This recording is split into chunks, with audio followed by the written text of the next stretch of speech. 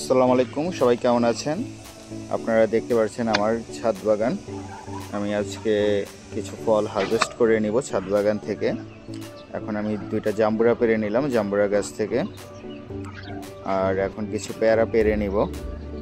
পেয়ারাগুলো bagging করা ছিল, সবগুলো সুন্দর করে ব্যাগিং খুলে এখন কেটে নিচ্ছি। দেখতে পারতেছেন, ব্যাগিং করা থাকলে আপনার পোকার আক্রমণ থেকে রক্ষা পেতে পারবেন। মাছি পোকার হাত থেকে রক্ষা পাওয়ার একমাত্র উপায় হচ্ছে ব্যাগিং করা।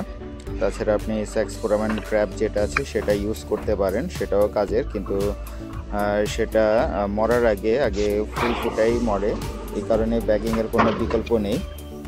আমরা অনেকগুলো পেয়ারা আজকে হারভেস্ট করে নিলাম।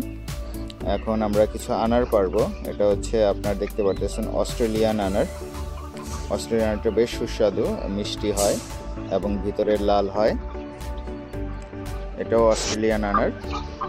4-5টা আনার পেরে নিলাম, দেখতে পারতেছেন। অস্ট্রেলিয়ান আনারটা একটু সাইজে ছোট হয়, ভালো পরিচর্যা করতে পারলে বড় হবে। এখন আমরা কিছু পুঁই শাক পেরে নিচ্ছি। এগুলো হচ্ছে অ্যাকোপনিক সিস্টেমের পুঁই শাক। আমার অ্যাকোপনিক সিস্টেমে কয়েকটা পুঁই শাক গাছ অটোমেটিক্যালি হয়েছিল, সেগুলো এখন প্রায় 3-4 দিন পরই অটোমেটিক্যালি আমরা পুঁই শাক পাচ্ছি এখান থেকে, দেখতে পারতেছেন। আর এখন যেটা পারবো সেটা হচ্ছে মাটিতে লাগানো। এগুলাও শীতকালে যখন পাখি ফেলে তখন বীজ থেকে এগুলো গাছ হয়েছিল। আমরা এখন কিছু ডিম সংগ্রহ করে নিচ্ছি। এটা হচ্ছে আমার মুরগির খামার, ছোট একটা, অনেকগুলো ডিম পেরেছে আজকে মাশাআল্লাহ, দেখতে পাচ্ছেন।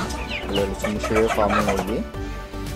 আর এই হচ্ছে আজকের টোটাল ছাদ বাজার যা এতক্ষণ সংগ্রহ করলাম, সেগুলো এখানে সব একসাথে দেখানো হয়েছে।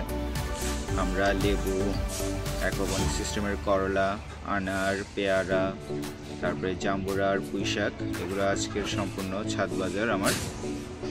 তো সবাইকে অসংখ্য ধন্যবাদ ভিডিওটি দেখার জন্য। আসসালামু আলাইকুম, খোদা হাফেজ। সবাই ভালো থাকবেন, সুস্থ থাকবেন।